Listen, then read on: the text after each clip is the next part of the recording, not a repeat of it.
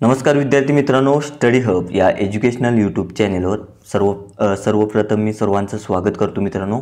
आणि ज्या विद्यार्थ्यांनी अजून आपलं चॅनेल जॉईन केलं नसेल त्यांनी करून घ्या आणि आपलं टेलिग्राम चॅनेल आपलं जॉईन करा. डिस्क्रिप्शनमध्ये त्याची मी लिंक दिलेली आहे. आणि आजचं लेक्चर घेण्याचा उद्देश हाच की मित्रांनो, सध्या तुमची अर्थ व सांख्यिकी विभागाची जी काही परीक्षा आहे ती 19 आणि 20 तारखेला होणार आहे पहा. तर ह्या परीक्षेसाठी जो काही तुमचा जी केचा भाग आहे, आता सर्वांना जी के जर जातं ते अवघड जातं पहा.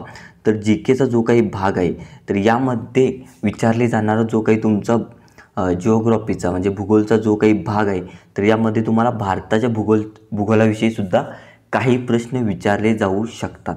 तर जास्तीत जास्त प्रश्न यामध्ये ॲड करण्याचा मी प्रयत्न केलेला आहे पहा. एकंदरीत बऱ्यापैकी तुमचा भाग भारताचा जो भूगोलाचा आहे तो कवर होईल. आता पहा, आणखीन काय करावं लागेल. अन्वेषक आणि अर्थसंख्यिकी विभागाची जी काही सहाय्यक पदाची जी काही परीक्षा आहे तर त्याच्यासाठी आणखीन काय करावं लागेल, तर याच्यासाठी सुद्धा आपण उद्या म्हणजे लेक्चर घेणार आहोत. आणि 2 दिवसामध्ये म्हणजे 2 ते 3 दिवसामध्ये कशाप्रकारे तुम्हाला अभ्यास कवर करता येईल ते सुद्धा आपल्याला पाहायचं आहे मित्रांनो. तर आज पहा, आपण बऱ्यापैकी भाग कवर करणार आहोत आणि येत्या 3 ते 4 दिवसात मी जी केचे जास्तीत जास्त व्हिडिओ तुम्हाला देणार आहे पहा. तर चला न वेळ घालवता आपण लेक्चरला सुरुवात करूया. तर पहा मित्रांनो, भारताच्या भूगोलचे जे काही इम्पॉर्टंट प्रश्न आहेत ते यामध्ये मी कवर केलेले आहेत. आता पहा, सर्वात प्राचीन पर्वत कोणता, भारतातील सर्वात प्राचीन पर्वत कोणता आहे, तर अरवली पर्वत. कोणता आहे? अरवली पर्वत. हा पर्वत तुम्हाला कुठे पाहायला मिळतो, तर राजस्थानमध्ये हा पर्वत तुम्हाला पाहायला मिळतो. आणि त्याची जी काही डायरेक्शन आहे ती कशी आहे मित्रांनो, तर नैऋत्य ते ईशान्येकडे अशा प्रकारे हा भारतात विस्तारलेला आहे. अशा प्रकारे त्याच्यानंतर पहा, अरवली पर्वतातील सर्वात उंच शिखर कोणतं. अरवली पर्वतातील सर्वात उंच शिखर आहे गुरु शिखर. कोणतं? गुरु शिखर. याची साधारण उंची पहा 1722 म्हणजे 1722च्या आसपास याची उंची आहे. त्याच्यानंतर हिमालय. आता महत्त्वाचं आहे पहा, हिमालयातील सर्वात उंच शिखर माउंट एव्हरेस्ट आहे हे आपण पाहिलेलं आहे. पण हिमालयाची सर्वात म्हणजे सरासरी उंची किती आहे? किती सरासरी उंची आहे? याची 6100 याची सरासरी उंची आहे. सर्वात उंच शिखर माउंट एव्हरेस्ट, याची उंची किती आहे? 8850 उंची आहे पहा, 8850. भारतातील सर्वात उंच शिखर कोणतं सध्याचं? भारतातील सर्वात उंच शिखर आहे कांचनगंगा. काय? कांचनगंगा. याची उंची किती आहे? 8711च्या आसपास याची उंची आहे पहा. आणि केटू जे आपण म्हणतो ते POKमध्ये सध्या आहे. केटू हे 2 नंबरचं सर्वात उंच शिखर आहे.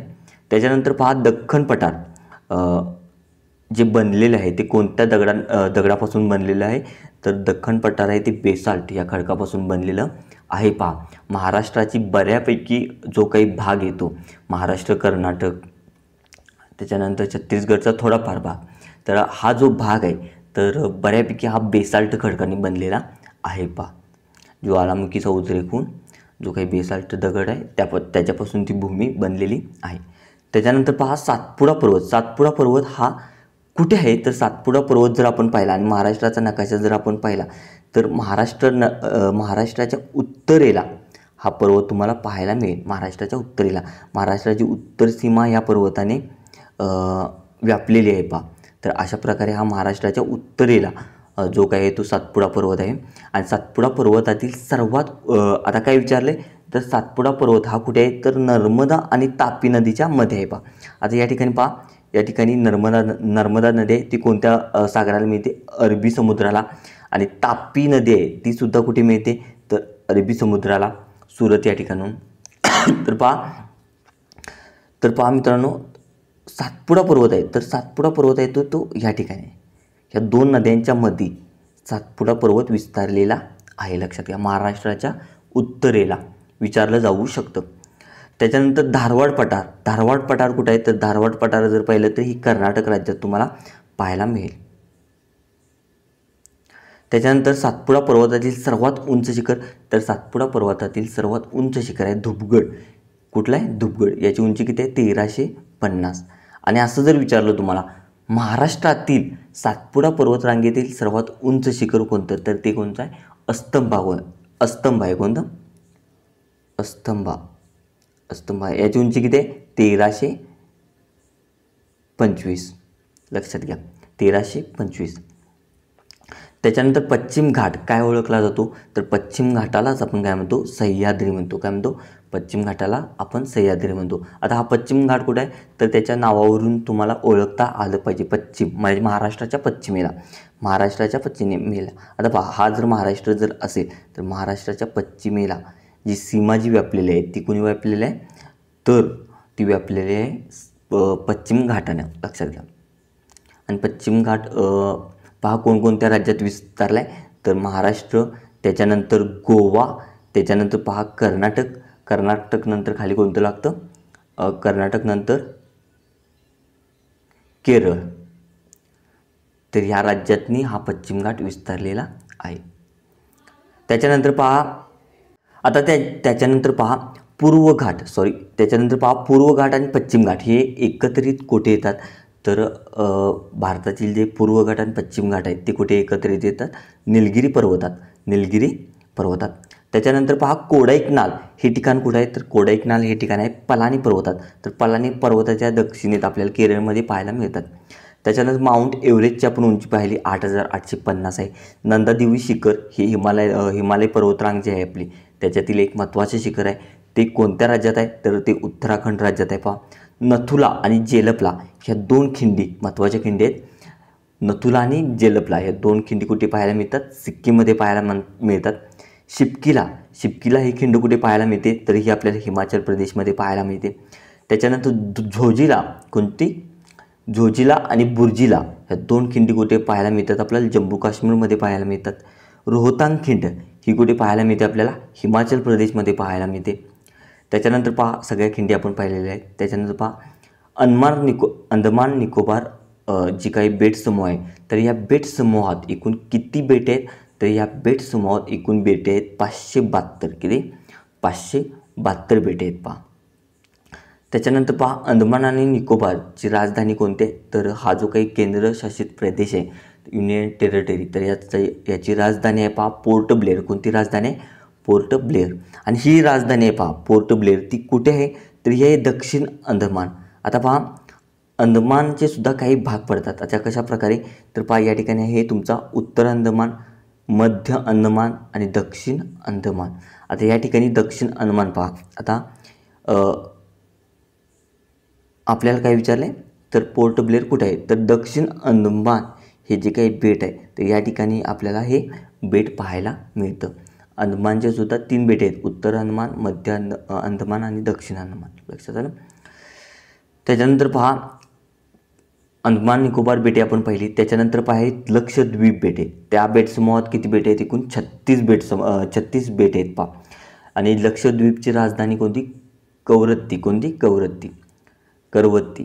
त्याच्यानंतर भारताची सर्वात लांब नदी कोणती, भारताची सर्वात लांब नदी आहे गंगा. त्याची लेंथसुद्धा तुम्हाला माहीत पाहिजे. एकूण किती लेंथ आहे, 2550 किंवा 2550 आहे. एकदा चेक करा आणि कमेंट्समध्ये मला त्याचं उत्तर द्या. त्याच्यानंतर पहा अलकनंदा आणि भागीरथी या 2 नद्यांचा समूह बनून कोणती नदी बनते, गंगा नदी बनते. अलकनंदा आणि भागीरथी नदी ह्या 2 नद्या कुठे एकत्र येतात, तर देवप्रयाग या ठिकाणी एकत्र येतात आणि तिथून जो प्रवाह पुढे जातो त्याला म्हणतात गंगा नदी. त्याच्यानंतर बांगलादेशमध्ये गंगा नदीला काय म्हणतात, तर गंगा नदीला बांगलादेशमध्ये पद्मा म्हणतात.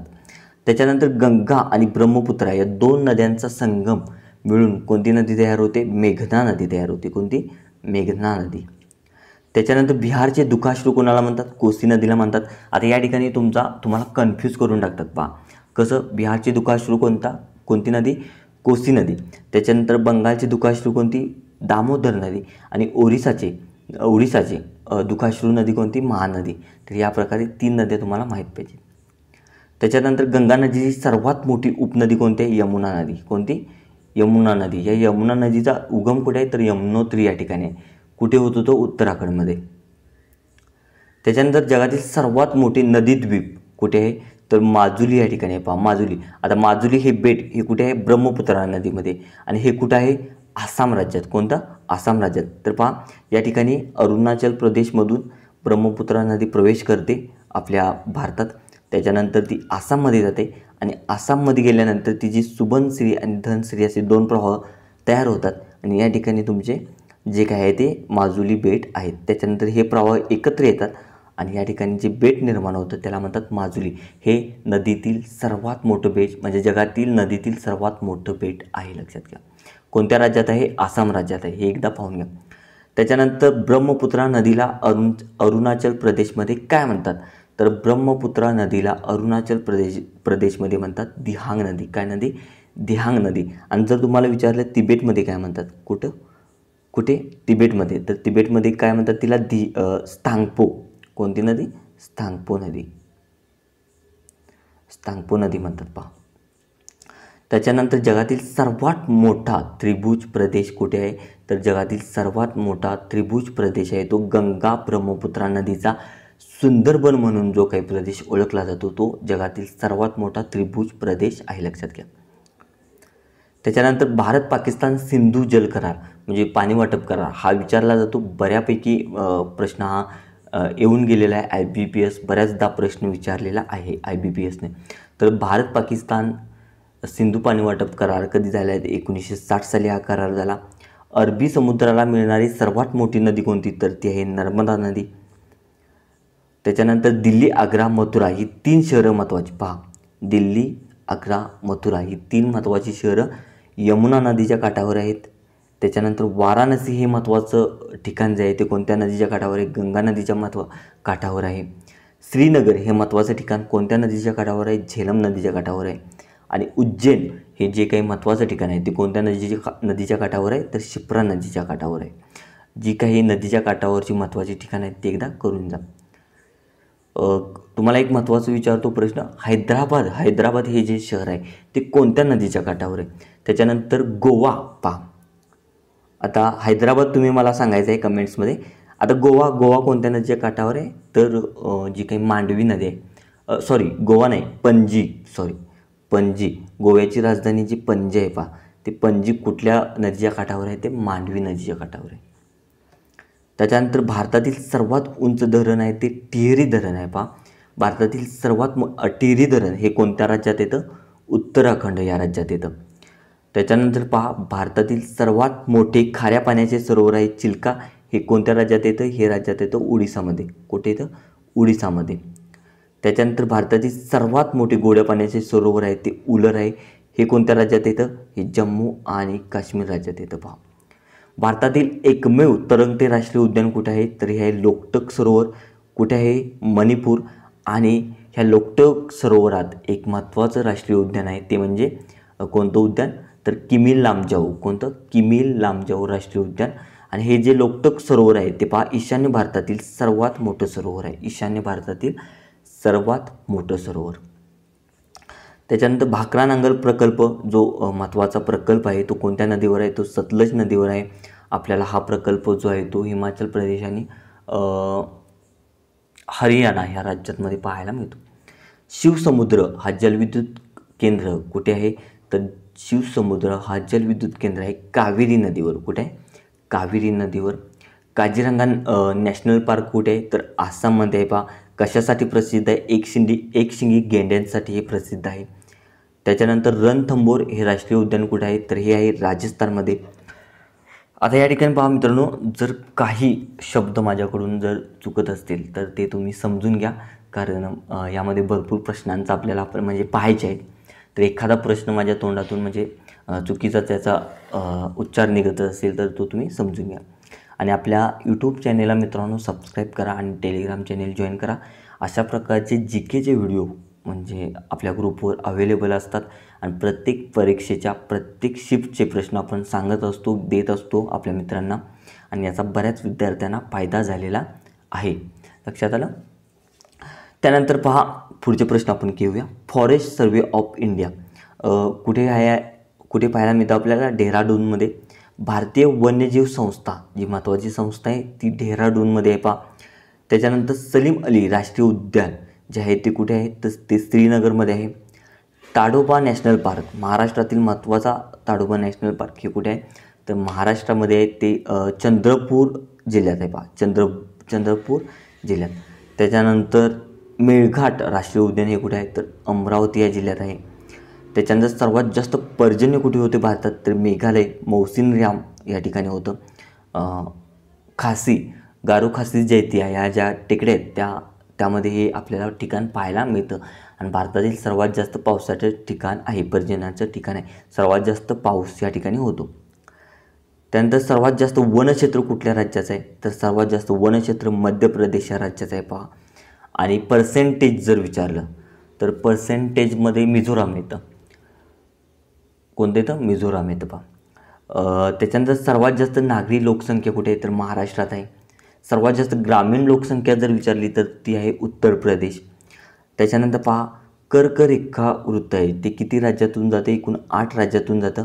त्यामध्ये गुजरात, राजस्थान, मध्य प्रदेश, छत्तीसगड, झारखंड, पश्चिम बंगाल आणि त्रिपुरा आणि मिझोराम हे 2 देश आहेत. त्याच्यानंतर सर्वात कमी समुद्री तट लागणारं राज्य आहे गोवा. सर्वात जास्त सागरी किनारपट्टी म्हणजे समुद्र किनारा लागणारं राज्य आहे गुजरात. सर्वात सागरी किनारा असणारी राज्य म्हणजे ज्या राज्यांना समुद्राचा म्हणजे सागरी सीमा लाभलेली आहे अशी एकूण किती राज्य आहेत, अशी एकूण राज्य आहेत 9. मॅप एकदा बघा, मॅपमध्ये तुम्हाला सापडतील. त्याच्यानंतर सर्वात जास्त राज्यांच्या सीमा लागणारं राज्य उत्तर प्रदेश. एकूण 8 राज्यांच्या सीमा या उत्तर प्रदेशला लागलेल्या आहेत. एकूण सध्या केंद्रशासित प्रदेश किती आहेत, एकूण 8 केंद्रशासित प्रदेश आहेत. भारताची मुख्य भूमीची सीमा म्हणजे तुम्ही बेटे, भारतातील जी काही बेटे वगैरे आहेत ती सोडलीत, ही काय केलीत, सोडलीत, तर भारताच्या मुख्य भूमीला जो लागणारा समुद्र किनारा आहे, भूसीमा आहे ती एकूण किती आहे, 6100. किती? मुख्य भूमीची सीमा म्हणजे सागरी सीमा पहा. आता या ठिकाणी पहा, भारताला एकूण समुद्र किनारा किती लाभलेला आहे, तर तो आहे एकूण 7517. किती? 7517. मग एका ठिकाणी 16 आहे. मग तुम्हाला यापैकी एकच उत्तर देऊ शकतात म्हणजे 7517. लक्षात घ्या, ही भारताची काय आहे, एकूण सागरी सीमा. तर यापैकी पहा ही एकूण आहे.